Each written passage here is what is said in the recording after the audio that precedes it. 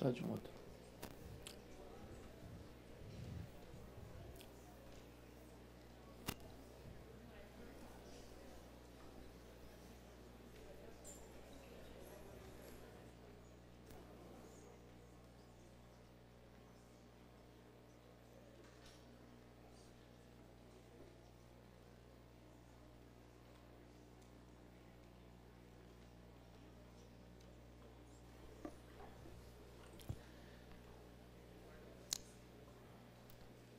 Muito bem, meus irmãos, estamos prontos?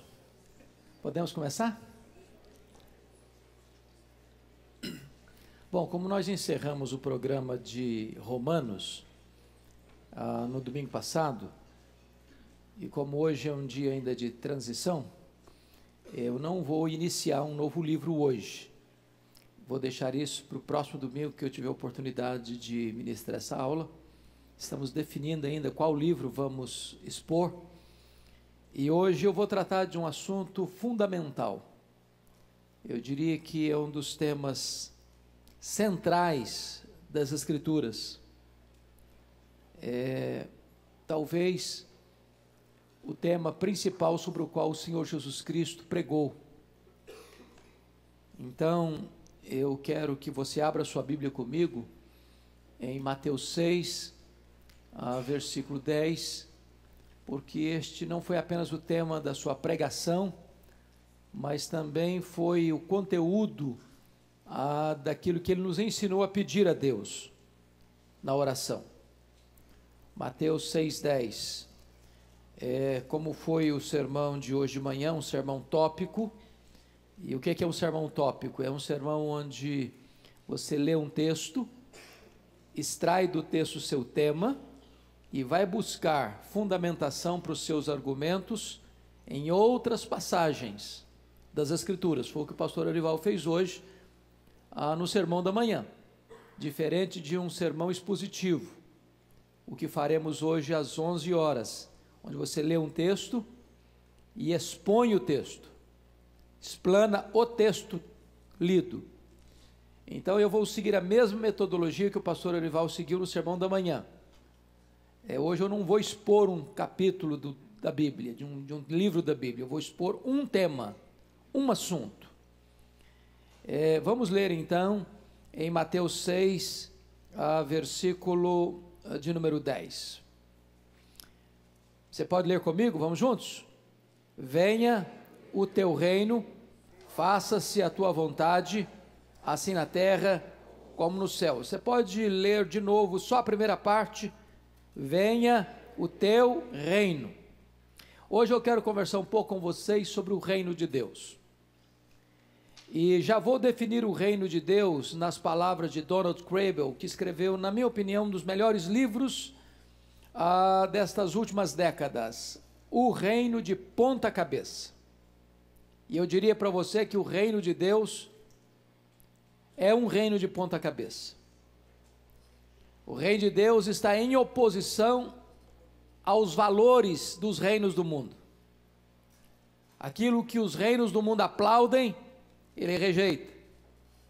Aquilo que os reinos do mundo rejeitam, o reino de Deus aprova. É por isso que ele é chamado de ponta cabeça. Mas vamos entender o que é reino. E a melhor maneira de você definir algo é você definir o que não é. Primeiro, o que não é o reino de Deus? O reino de Deus não é a igreja. Não é a igreja. Essa foi uma confusão que existiu na história da igreja, de Agostinho até a Reforma. As pessoas confundiam igreja com reino. Não, a igreja é uma agência do reino. A igreja não é o reino. Segundo, a igreja não é nenhuma denominação, nem a somatória das denominações religiosas. Não é. Não é. Isso não é o reino de Deus. Juntar todas as igrejas e todas as denominações é o reino. Não, não é o reino. Terceiro, o reino não é nenhum sistema político. O meu reino não é deste mundo, disse Jesus para Pilatos. Nem é geográfico, não está aqui, nem ali, nem acolá. Não está no Brasil, Estados Unidos, Canadá, China. Não, o reino de Deus não é geográfico. Nem é um sistema político. Quarto, O reino de Deus não é regido por leis humanas. Não há uma constituição do reino de Deus que os homens seguem. Meu reino não é deste mundo. Quinto, o reino de Deus não é o chamado reino milenar que algumas pessoas acreditam, de 1 milênio na terra. Também não é isso. Então vamos lá, vamos fazer outra colocação. Então o que é o reino de Deus? Primeiro, é o reino de Deus ou o domínio de Deus nos corações. É o governo de Cristo no coração do homem. Onde alguém se rende ao rei, aí entrou o reino. O reino de Deus não está fora de nós, o reino de Deus está dentro de nós. Onde há submissão ao rei, aí chegou o reino. Se você perceber, à luz de Mateus 4:23, esse foi o tema central da pregação de Jesus Cristo. Confira aí comigo. Mateus 4:23, percorria Jesus toda a Galileia, ensinando nas sinagogas, pregando o evangelho do reino. O evangelho do reino. Esse foi o tema da pregação dele. Mas, para fechar a questão da definição, talvez ninguém melhor do que August Strong, que escreveu uma das melhores obras de teologia sistemática da história, graças a Deus já está em português, editado pela editora Ragnus, e ele divide o reino em 3 partes. Primeiro, com respeito ao universo, é o reino de poder. Com respeito à igreja militante, é o reino da graça. Com respeito à igreja triunfante, é o reino da glória. Então esse reino pode ter 3 aspectos.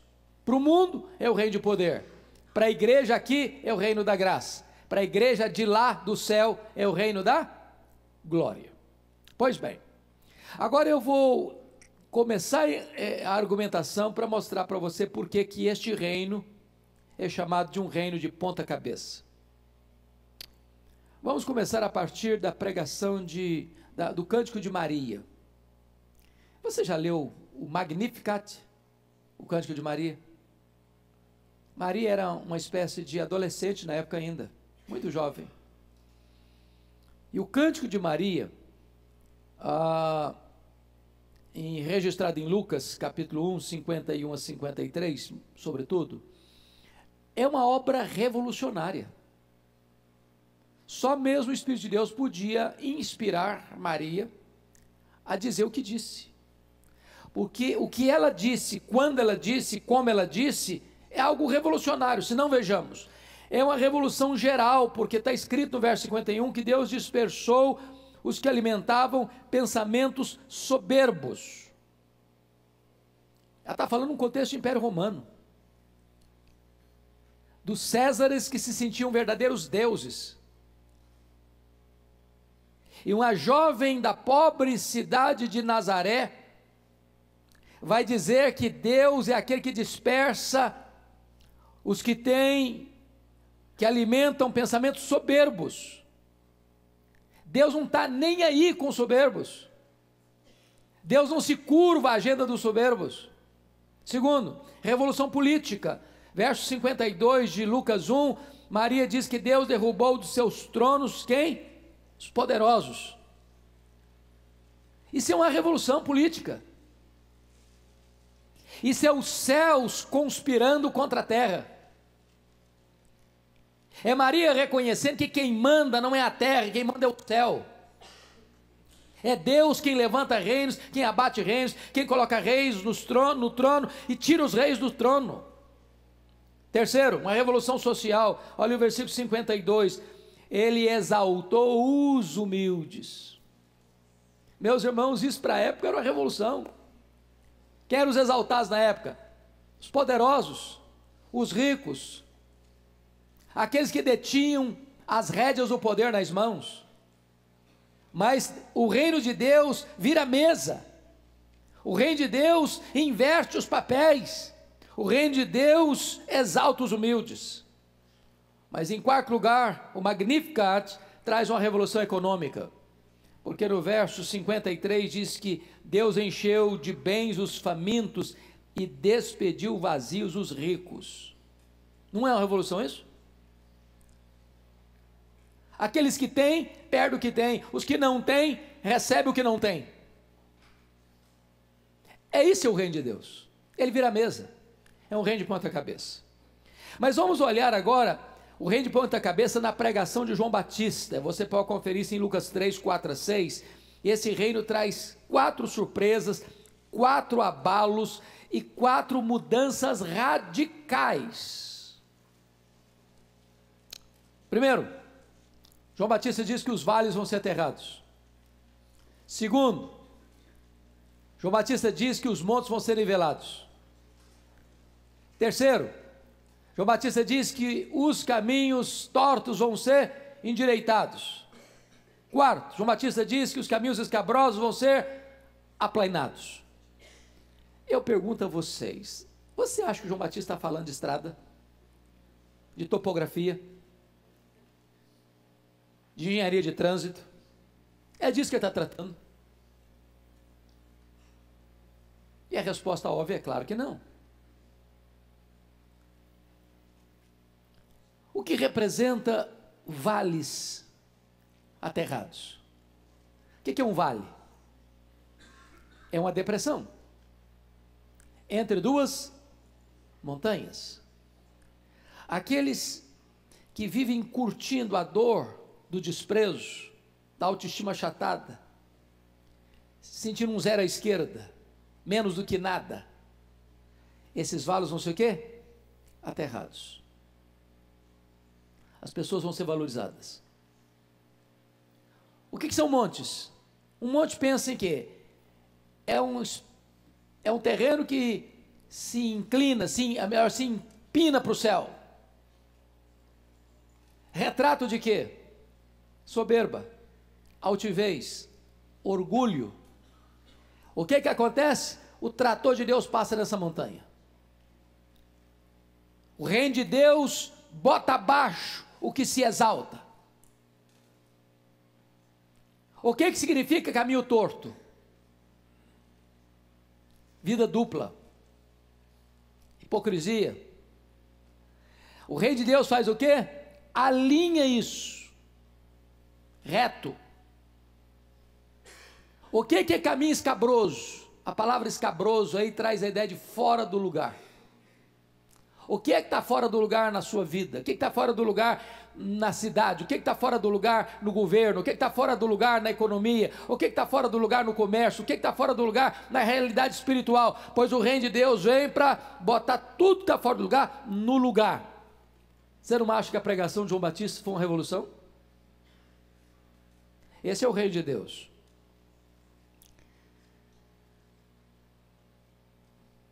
Se você perceber, no ministério de Jesus Cristo, lá em Lucas 17, 20 e 21, Jesus afirma que o reino de Deus está onde?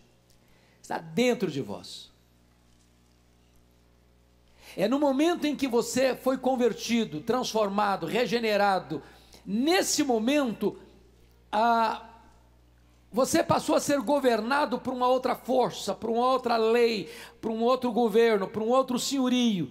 Nesse momento você se torna súdito deste reino, você foi tirado do reino das trevas e transportado para o reino da luz. Você está debaixo de um novo comando. Já viu nas placas aí do comércio? Sob nova?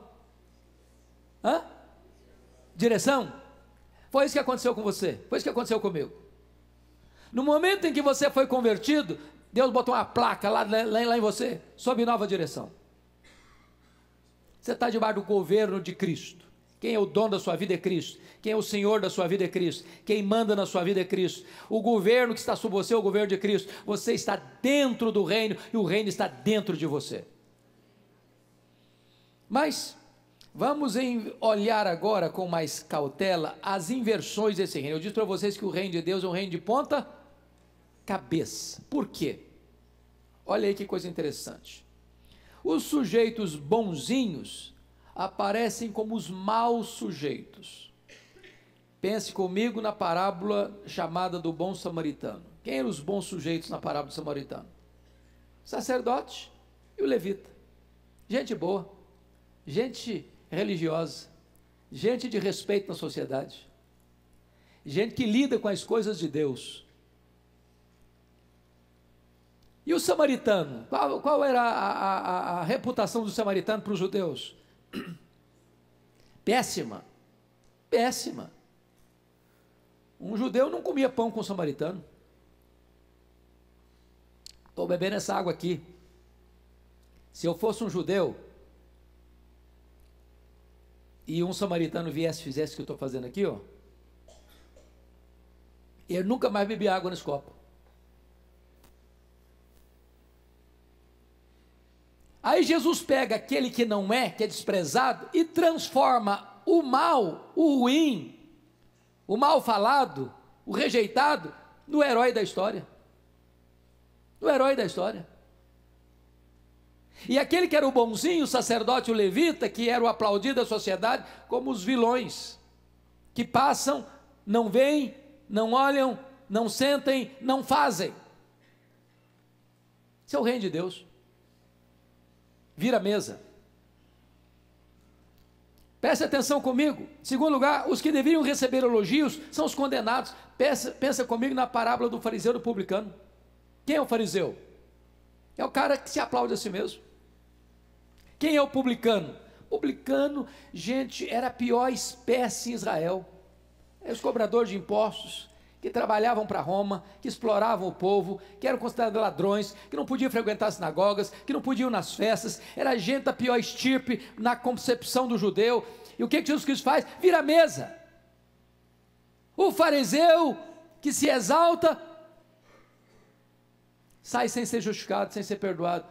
O publicano desprezado, que bate no peito e diz: Senhor, tem misericórdia de mim, eu sou um miserável pecador. Esse sai perdoado, esse sai justificado. Isso é o reino de Deus, irmãos. O reino de Deus não valoriza etiquetas, o reino de Deus não valoriza extrato social, o reino de Deus não valoriza posições eclesiásticas, o reino de Deus vira a mesa, é um reino de ponta cabeça. Terceiro, o menor é o maior no reino de Deus. Discutiram lá quem é o maior, quem é o maior, quem é o mais importante, quem é mais isso, mais aquilo, quem tem mais produção. Aí Jesus foi lá, não fez discurso, não, pegou uma criança e botou no colo.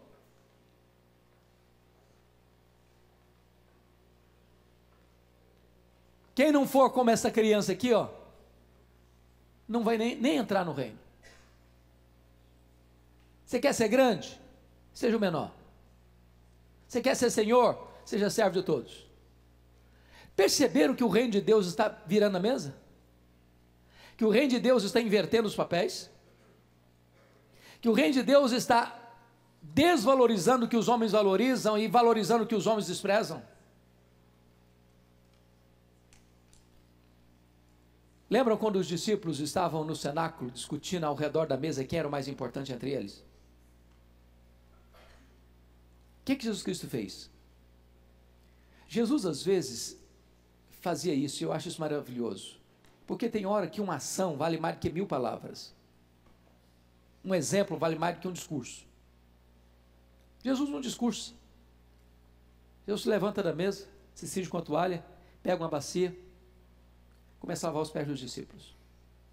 Pensa em Jesus lavando o pé de Judas Iscariotes. Jesus chega diante de Pedro, Pedro fica escandalizado. Falou: mas não é possível, o senhor é o Senhor, o senhor está fazendo um papel de escravo, nem nós tivemos coragem de fazer isso, o senhor vai fazer?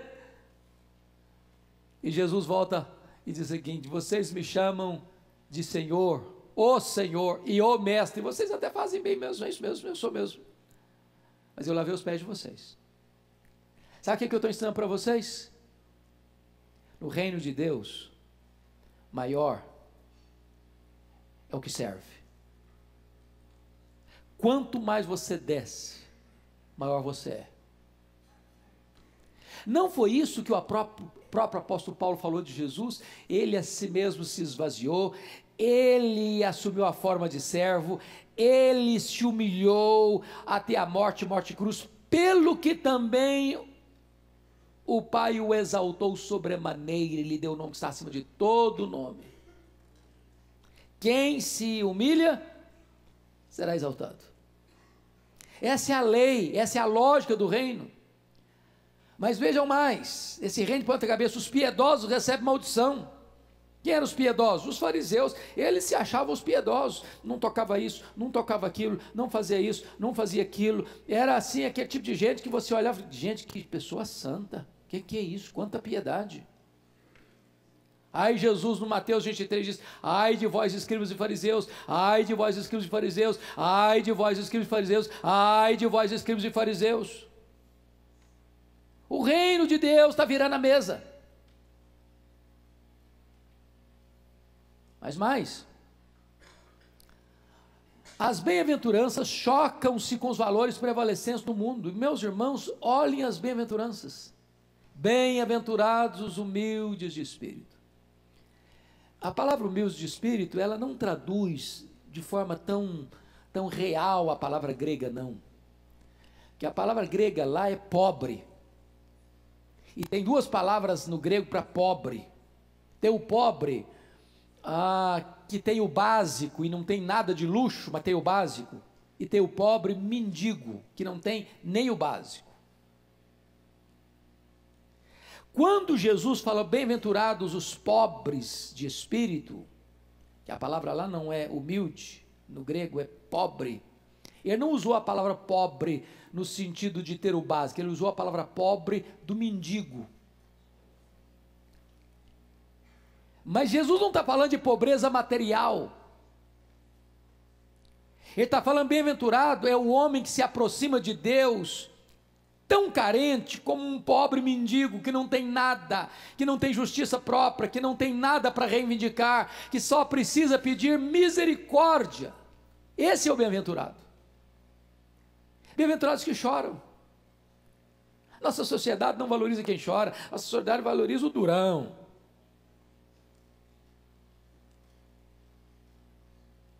Bem-aventurado é o manso, não o bravo. Bem-aventurado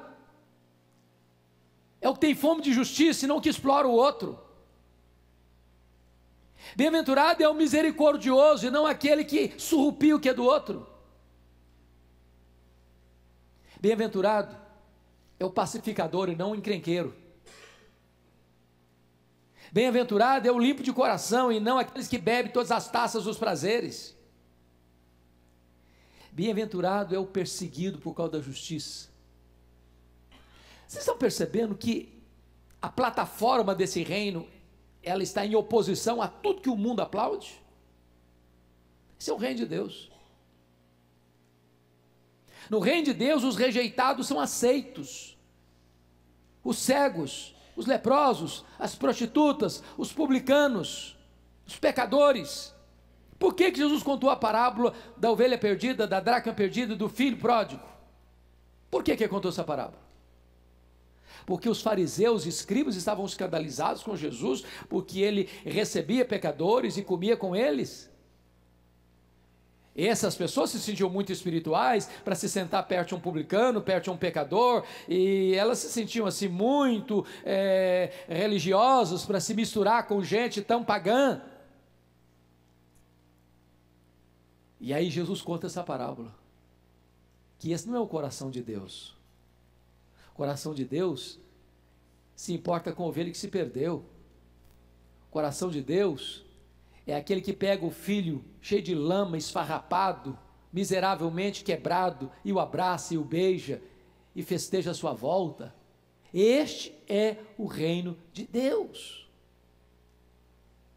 Mas notem comigo, irmãos, que o reino de Deus ainda vence preconceitos e quebra paradigmas. Vejamos. Primeiro, o reino de Deus vence o preconceito religioso. Jesus atende o pedido da mulher cananeia, ele era gentil. Jesus conversa com a mulher samaritana de dia, quando a cultura dizia que nem um rabino, se andasse com a sua mulher numa estrada, podia conversar com ela. Jesus quebra o paradigma e conversa com a mulher samaritana, e a conversa de Jesus com a mulher samaritana era tão escandaloso para a cultura, que quando os discípulos chegaram e viram, eles ficaram chocados com Jesus. O que é isso? Será que Jesus não conhece as etiquetas sociais do nosso tempo, não? Jesus faz uma viagem de noite para libertar um gadareno endemoniado num território gentílico da região da Decápolis. Percebam vocês que Jesus Cristo está quebrando o preconceito religioso. Ele vai ao encontro daquele que ninguém quer encontrar. Segundo lugar, Jesus vence o preconceito contra a mulher. Contra a mulher. Meus irmãos, naquela época a mulher não tinha o valor que tem hoje, não tinha os direitos que tem hoje. Ela era a propriedade do pai quando solteira, a propriedade do marido quando casada. E o que Jesus Cristo faz? Jesus é servido pela mulher, na casa de Marta. Jesus é tocado por uma mulher hemorrágica. Jesus é ungido por uma mulher, Maria de Betânia. Jesus conversa com a mulher no lugar público, a samaritana. Jesus é sustentado financeiramente em seu ministério itinerante pelas mulheres. Se você perceber, é Jesus virando a mesa da cultura, é Jesus quebrando os protocolos e etiquetas e paradigmas de uma sociedade preconceituosa com a mulher, trazendo a mulher tem valor, a mulher tem importância, a mulher tem entrada no reino. Terceiro, Jesus vence o preconceito político. Preste bem atenção nisso. Jesus chama para ser apóstolo Simão o Zelote. Quem eram os zelotes? Os zelotes eram aquele grupo em Israel que defendia uma luta armada contra Roma. Só para vocês terem uma ideia, no ano 66, por que começou a guerra judaica, que culminou na invasão e destruição de Jerusalém e na dispersão dos judeus no ano 70? Qual foi o pivô daquela guerra judaica? Alguém se lembra? No ano 66, uma sinagoga judaica foi profanada em Cesareia Marítima e os zelotes, que defendiam pegarem armas contra Roma, se rebelaram contra Roma. Eles não fizeram uma leitura correta. Eles não tinham condições de resistir Roma. E de fato eles foram esmagados. Roma e Jerusalém foi destruída. Os judeus foram dispersos. Do ano 70 até 14 de maio de 1948. Mas o ponto que eu estou querendo levantar aqui é o seguinte: pois Jesus chama um cara dessa ala política para ser o quê? Apóstolo. E agora pensa comigo, se nós fôssemos hoje carimbar esse cara, nós chamaríamos de extrema esquerda. Mas Jesus chama também para ser apóstolo Mateus, colaborador de Roma, cobrador de impostos, o cara da aduaneira de Cafarnaum. Fosse politicamente falando, nós definiríamos Mateus de extrema direita. O que Jesus está fazendo, irmãos, é mostrando para nós que o reino de Deus não passa pelo viés político. É por isso que na igreja de Deus não discutimos política partidária, irmãos. Nós discutimos princípios, mas não política partidária. Porque na igreja tem lugar para quem vem, de onde vier. Na igreja de Deus, quando a pessoa vem, ela larga o seu partido ideológico, seja de esquerda, seja de direita, para se submeter a um outro comando, o comando do Senhor Jesus Cristo, que agora é o rei deste reino, e ele está debaixo de novo comando, nova direção. Ele se submete ao reino de Deus. Preste atenção ainda. Jesus, por exemplo, confronta Herodes, chamou Herodes de raposa. Olha isso. Você chamar um rei da estirpe do Herodes de raposa, você tem que estar preparado. E o cara era ruim. O cara mandava matar. Ele era filho de Herodes o Grande, que matou gente a rodo. O cara que mandou matar João Batista. Jesus, você é uma raposa. reino de Deus não se acovarda diante da covardia dos homens. Jesus, por exemplo, relativiza o poder absoluto de César. Você já parou para pensar nisso? Quando Jesus diz, dai a César o que é de César e a Deus o que é de Deus. O que Jesus está fazendo aí? Relativizando o poder de Roma, porque Roma se achava dona de tudo.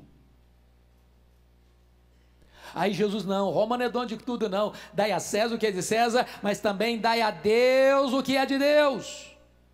Crente paga imposto, crente entrega dízimo. Roma não tem direito de ter tudo. Roma tem o poder relativo. É isso que é o reino. Mais ainda, isso eu acho magnífico. Está lá em João 19:11, quando Pilatos disse assim para Jesus, você não sabe que eu tenho poder para te matar e poder para te livrar? Em outras palavras, Pilatos está dizendo para ele, você não sabe que a sua vida está na minha mão? Você não sabe que eu detenho o poder? Aí Jesus diz para ele, nenhum poder teria sobre mim se do alto não tivesse dado a você. Nenhuma autoridade você teria sobre mim. Você só está sentado nessa cadeira, Pilatos. Você só é governador da Judéia, Pilatos. Você só está aqui hoje no meu julgamento, Pilatos, é porque você recebeu autoridade. Essa autoridade veio de Deus, porque toda autoridade constituída procede de Deus. Então preste atenção que o reino de Deus estabelece o seguinte, que o reino de Deus, e eu gosto dessa figura de Daniel 2, um dia leia com cautela Daniel 2, porque Daniel 2 conta a história de um sonho de Nabucodonosor, e ele sonhou com uma grande estátua, cabeça de ouro, peitoral e os braços de prata, os quadris de bronze e as pernas de ferro e os dedos dos pés de ferro e barro. E nesse sonho tinha uma pedra lavrada não por mãos humanas, que vem e bate nos pés dessa estátua e ela vira o quê? Pó. E esta pedra enche o mundo inteiro. O que significa isso? E a interpretação de Daniel é que essa cabeça de ouro era o império que dominava o mundo na época, era o império babilônico, o rei Nabucodonosor. Que esse peitoral de braços de prata estava falando do império medo-persa. Que esse quadril de bronze está falando do império greco-macedônio. E que essas pernas de ferro, que tinha fragilidade, porque os dedos eram de ferro e barro, era o império romano. E que esta pedra não lavrada por mãos é o reino de Deus que vem em Cristo. E sabe o que a Bíblia diz em 1 Coríntios 15:23? É que importa que Jesus reine até colocar todos os seus inimigos, o quê? Debaixo dos seus pés. E então o reino será do Senhor e do seu Cristo, e ele entregará o Deus ao reino ao Deus e Pai, para que ele seja tudo em todos. Sabe o que significa isso? Que os reinos deste mundo, conforme a música Aleluia de Handel, vai fazer o que os reinos do mundo? Eles vão passar.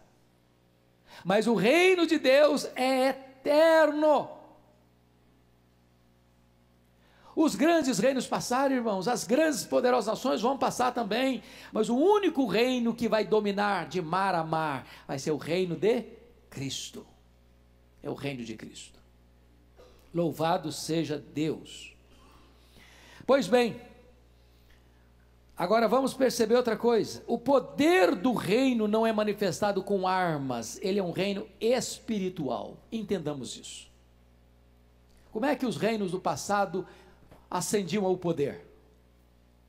Eles ascendiam ao poder quando quem estava reinando era dominado por uma força militar, política, econômica maior do que aquela que dominava. Então esse novo reino vem, toma a força da espada, da baioneta, e hoje talvez com armas muito mais sofisticadas, de bomba atômica, ou etc, etc, e desaloja aquele que está no poder e assume o poder.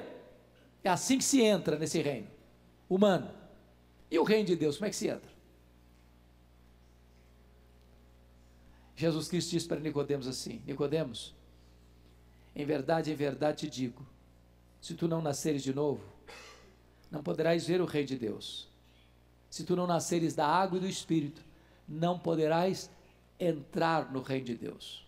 Então não se entra no reino de Deus com dinheiro, não se entra no reino de Deus com cultura, não se entra no reino de Deus com poder político, não se entra no reino de Deus à força da espada, se entra no reino de Deus com o novo nascimento. Mas mais, onde está esse reino? Está aqui? Está ali? Está acolá? O reino de Deus está dentro de vós. Onde chegou o rei, chega o reino. Onde Jesus é o Senhor, aí entrou o reino. Mas tem mais. Qual é a natureza desse reino? Romanos 14,17 diz que este reino é justiça e é paz e alegria no Espírito Santo. Olha que coisa maravilhosa. O reino de Deus é justiça. No reino de Deus não tem justiça, não tem balança enganosa, não tem peso falso, não tem jeitinho nos tribunais. A marca do reino de Deus é justiça. A marca do reino de Deus é o quê? Paz. Onde o reino de Deus chegou, as guerras interiores cessam. Você tem paz de consciência. Você põe a cabeça no travesseiro e dorme. Onde chegou o reino de Deus, sabe o que tem aí? É a alegria. A alegria. Esse reino está dentro de você. Mas mais. 1 Coríntios 14:20, Paulo diz que o reino de Deus não consiste de palavras, mas de poder. Não adianta dizer, eu sou parte do reino, eu sou o reino, eu sou súdito do reino, eu estou no reino. Você pode falar.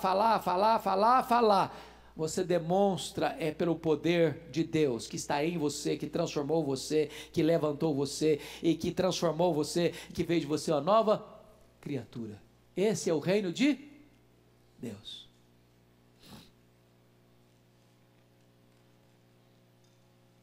Quais são as virtudes do sul deste reino? Eles são pobres, eles choram, eles são mansos, eles são misericordiosos, eles têm fome e sede de justiça, eles são pacificadores, eles têm um coração limpo, eles sofrem injustiça, e em vez de ficarem amargos e darem o troco, eles se alegram, porque são perseguidos por causa da justiça. Eles são o sal da terra, eles são a luz do mundo. Esses são os súditos deste reino. Mas vamos ver outra coisa. O reino de Deus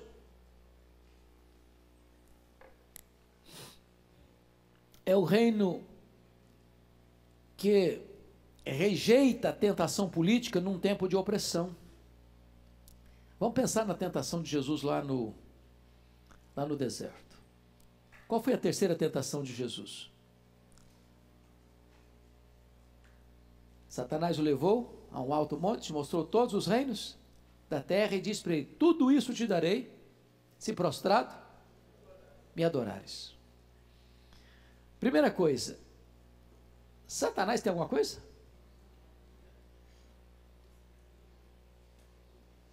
Ou ele está blefando aqui? Está prometendo o que não tem? Você conhece gente que promete o que não tem? Satanás é o padroeiro dessa gente. Ele promete o que não pode dar. Mas, o que ele está querendo, o que está por trás disso, é que Satanás está querendo oferecer para Jesus um reino sem cruz, um reino sem sacrifício, um reino político. Aliás, se você perceber, Jesus rejeitou o uso da força bruta como maneira certa de governar os homens. Ele estabeleceu um novo modelo de governar os homens. Não é pela espada, não é pela força. É pelo novo coração, a nova mente, a nova vida, a transformação de dentro para fora. O reino, ele domina não pela força da espada, mas pelo amor. Pelo amor. Esse é o reino de Deus. E este reino é o reino que vai derrubar todos os outros reinos. Os outros reinos virão um pó, e o reino será do Senhor e do seu Cristo. Se você perceber, Jesus, diante da tentação religiosa, da piedade do templo, lembra quando Satanás, na segunda tentação, levou Jesus para onde? Para o pináculo do templo. E disse para ele: joga daqui para baixo. Está escrito: dará ordem aos seus anjos para que te guardem, para que não tropeces em alguma pedra. Se você parou para perceber, Satanás, quando cita a Bíblia, sempre cita com a motivação errada. Ele usa a Bíblia para tentar. E ele é um péssimo intérprete, porque ou ele acrescenta ou ele tira alguma coisa. Palavra de Deus na boca do diabo não é palavra de Deus, é palavra do diabo.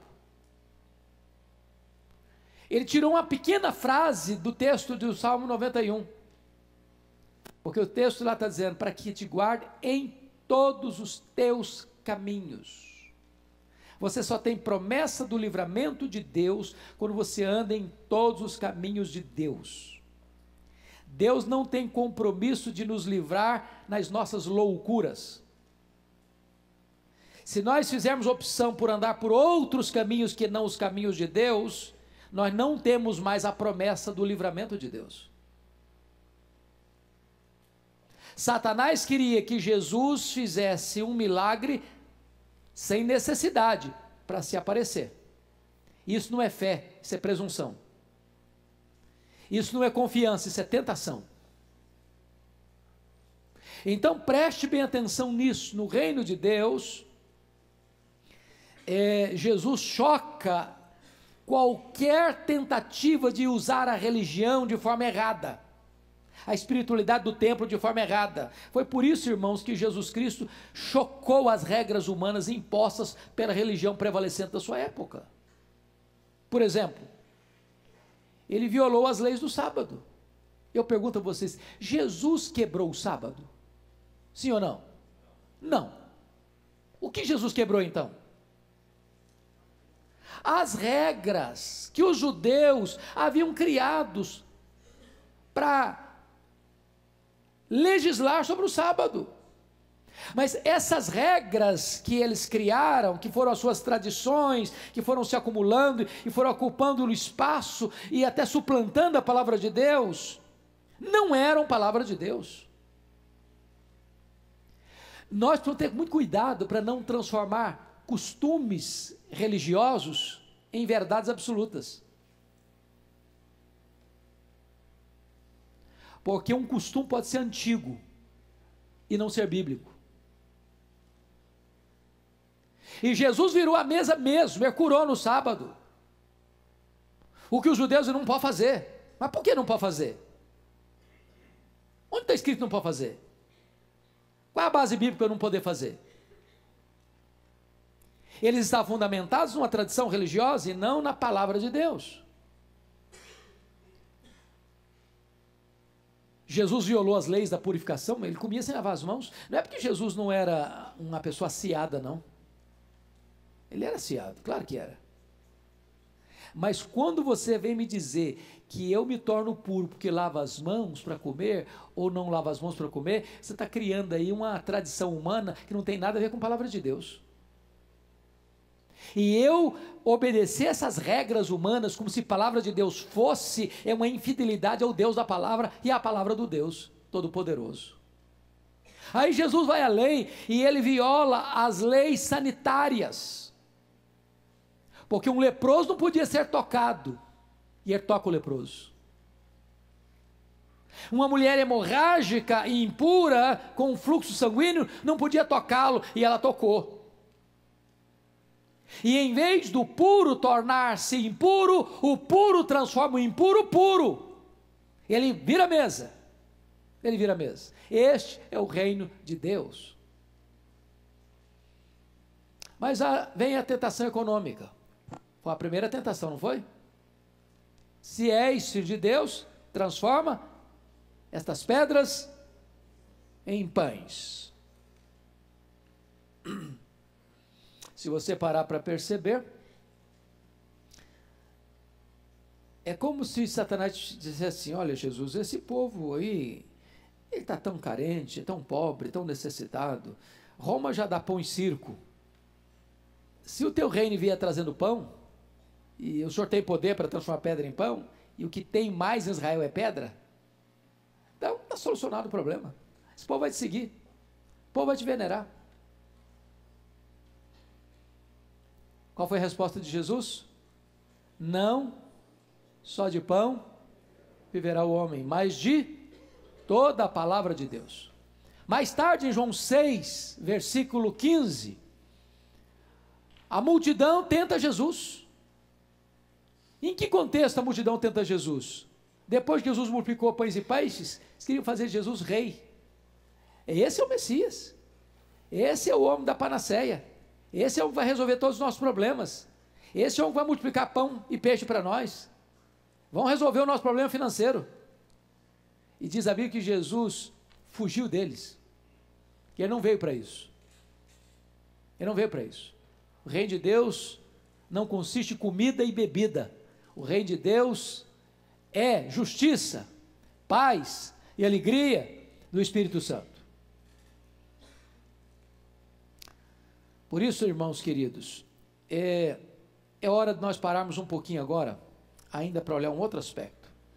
Nós ainda temos alguns minutos para avançar um pouco sobre o reino de Deus. O reino de Deus é aquele que traz boas novas aos excluídos. Os excluídos. Boas novas para os deserdados da ordem econômica. O Senhor Jesus Cristo, lá em Lucas 4,18, falou de evangelizar os pobres. E Paulo, na sua carta aos Coríntios, diz que não são muitos de nobre nascimento que são chamados. Você percebe isso? Quando o camarada confia na riqueza dele, ele tem um grande problema de ser convertido.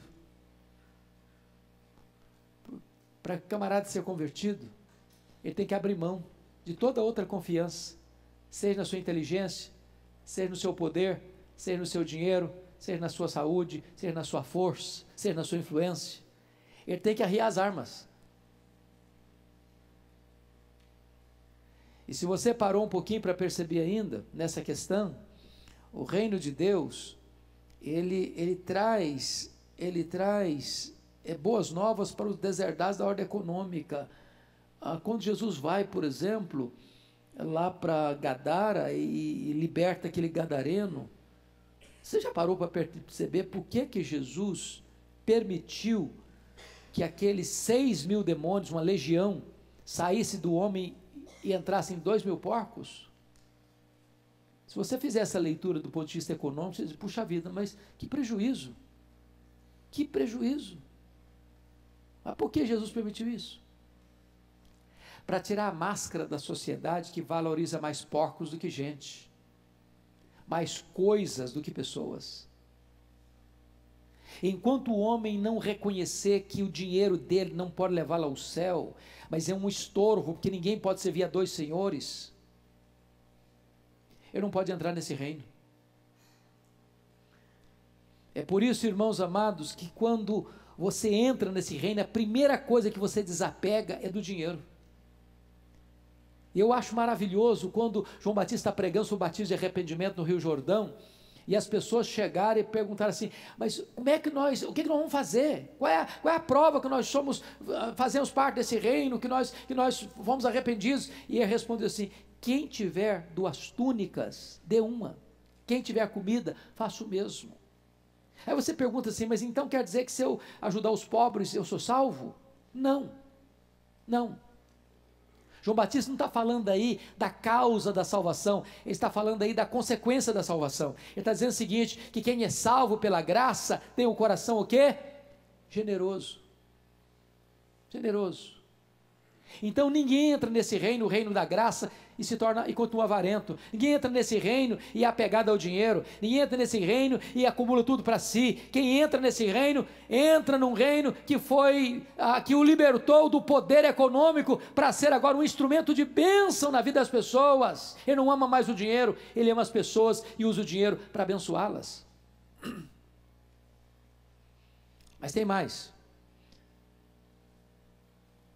Você vê que o reino de Deus, ele traz boas novas para os deserdados da ordem política. Lucas 4,18, ele veio proclamar libertação aos cativos.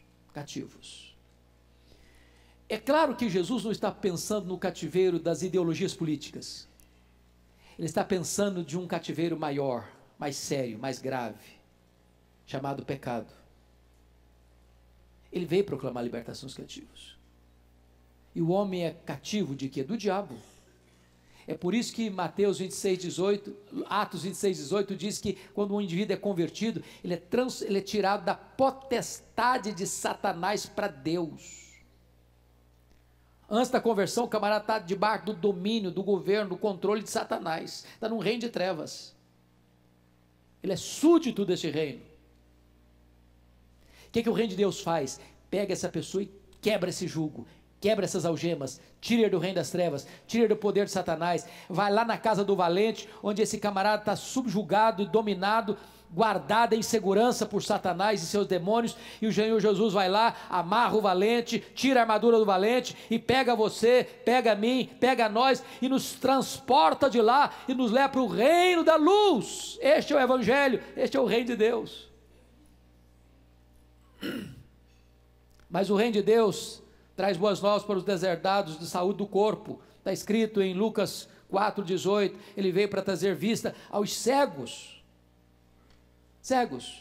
E aqui, e não obstante estar tratando de uma questão física, o Senhor Jesus é aquele que traz esperança para nossas enfermidades físicas, até porque não importa quão graves sejam as enfermidades que nos atinjam, e não importa se ela vai nos levar ao fim dessa linha que é a morte, nós aguardamos um corpo novo, um corpo da ressurreição, semelhante ao corpo da glória do Senhor Jesus Cristo.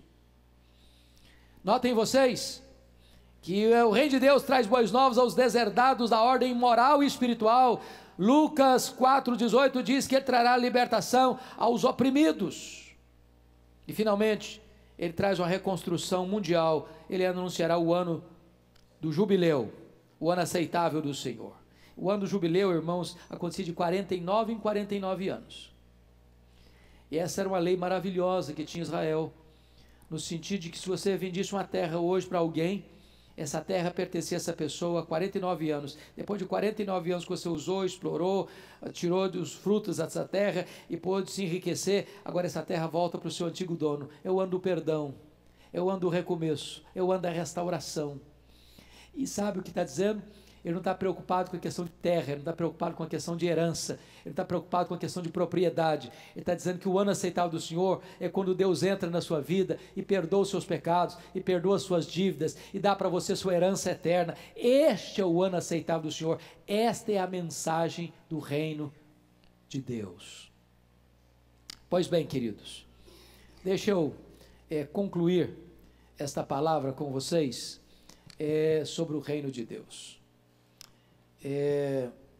A necessidade de entendermos isso. O reino de Deus, ele veio para virar a mesa e não aceitar a religiosidade fabricada, forjada pelo homem para oprimir as pessoas em vez de libertá-las. Deixa eu lhes dar apenas dois exemplos.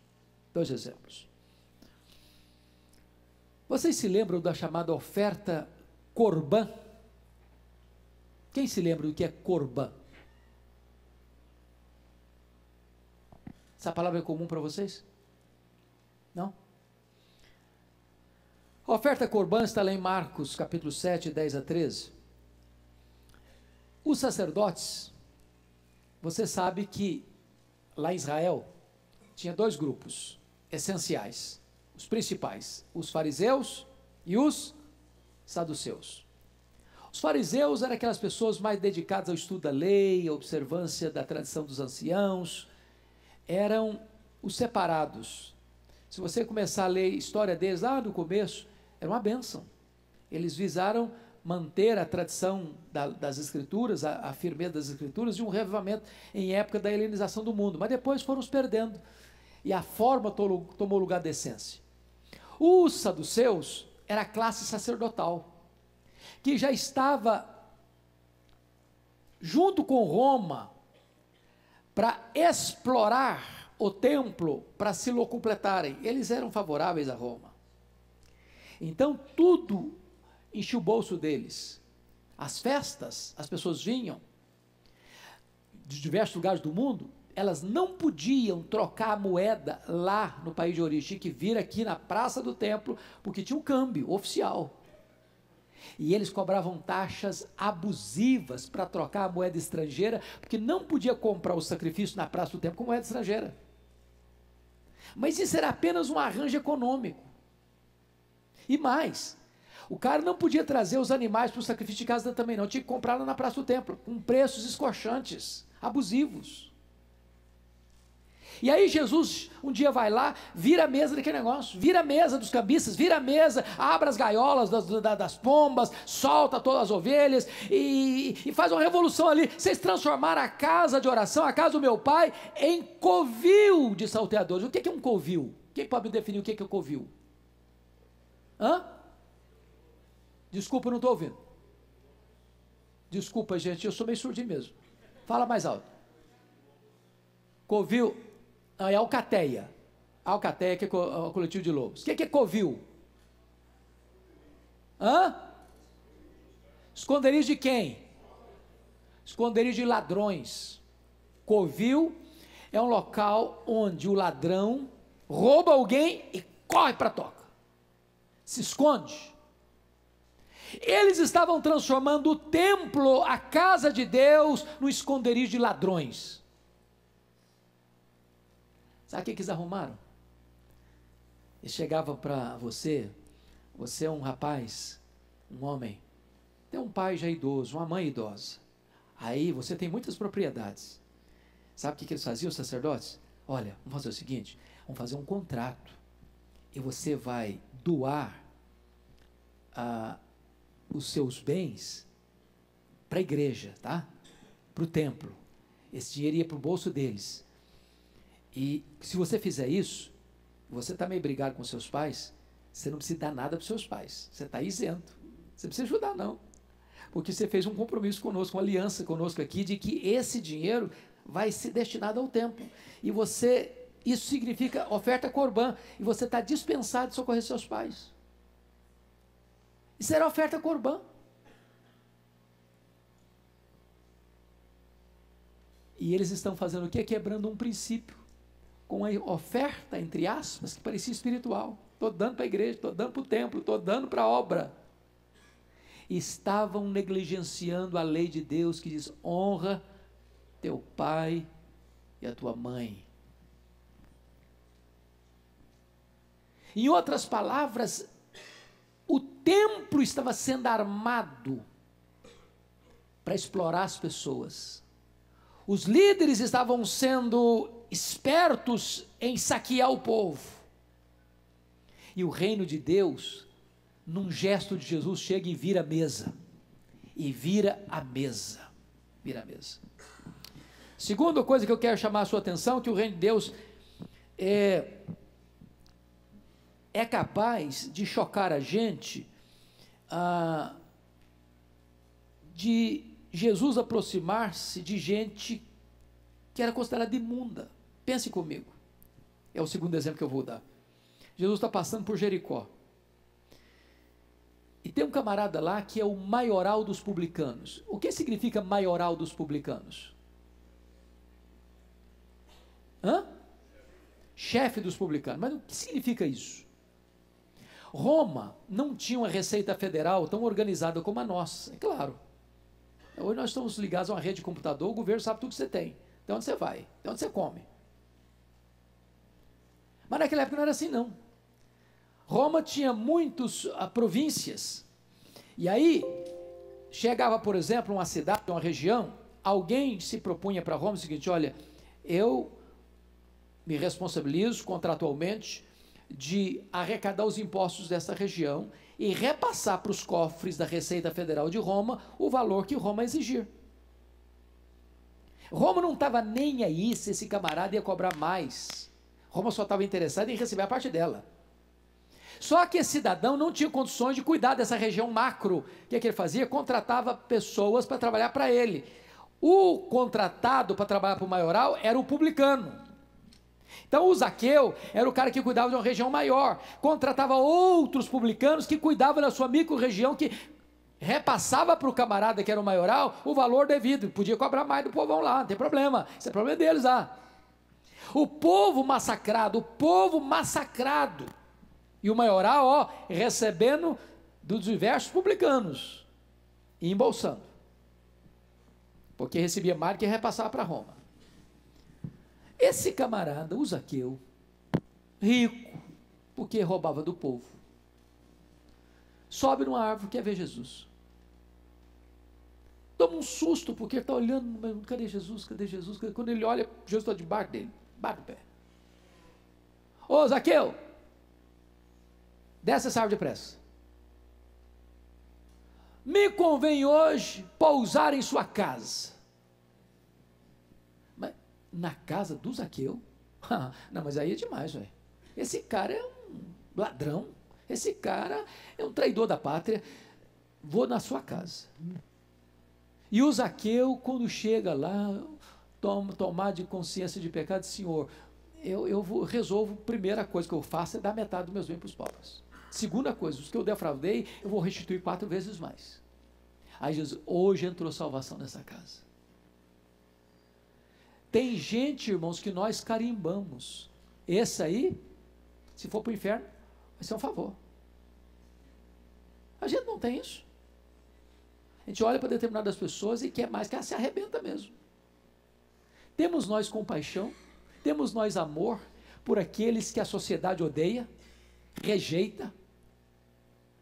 O reino de Deus, ele quebra preconceitos, ele não aceita jeitinhos, nem dos religiosos, mas ele quebra preconceitos para ir alcançar o coração mais miseravelmente perdido e resgatá-lo. Este é o reino de Deus. Mas deixa eu terminar, porque o nosso horário fechou, acabou. Eu só quero pensar com você agora duas coisas. É que o reino de Deus, ele tem novos símbolos. E eu só citarei 3 símbolos desses. Primeiro, a bacia. Você é súdito desse reino? Então pega a bacia. Então lave os pés dos outros. Então cabe com essa altivez. Imite aquele que é o seu Senhor e o seu Mestre. Segundo símbolo é a cruz. E na cruz, quem perde, ganha. Se alguém quiser ser meu discípulo, negue-se a si mesmo, toma sua cruz e siga-me. Quem ganhar a vida, perderá a vida, mas quem perder a vida por causa de mim, esse ganhará a vida. Terceiro símbolo é o túmulo vazio, é a vitória triunfal de Jesus. Nós temos esperança. Hoje você e eu podemos orar assim: venha o teu reino. E aqueles que hoje oram assim: venha o teu reino. Daqui a pouco vai escutar do Senhor a seguinte ordem: vinde, benditos do meu Pai, entrai na posse do reino que você está preparado desde a fundação do mundo. Que Ele nos abençoe. Amém. Vamos ficar em pé e vamos ter uma oração.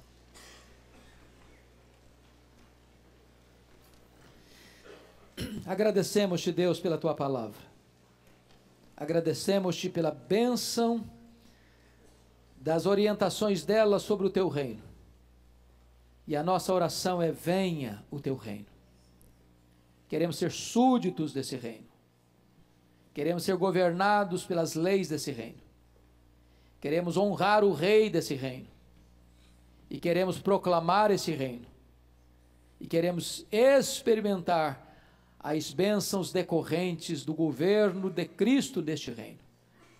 Oramos com gratidão por fazermos parte desse reino e desse reino estar dentro de nós. E um dia entrarmos no reino da glória para reinarmos com Cristo pelos séculos eternos. Em nome dele, o Rei da Glória, que oramos. Amém. Deus abençoe, amados. Daqui a pouquinho vamos ter o culto.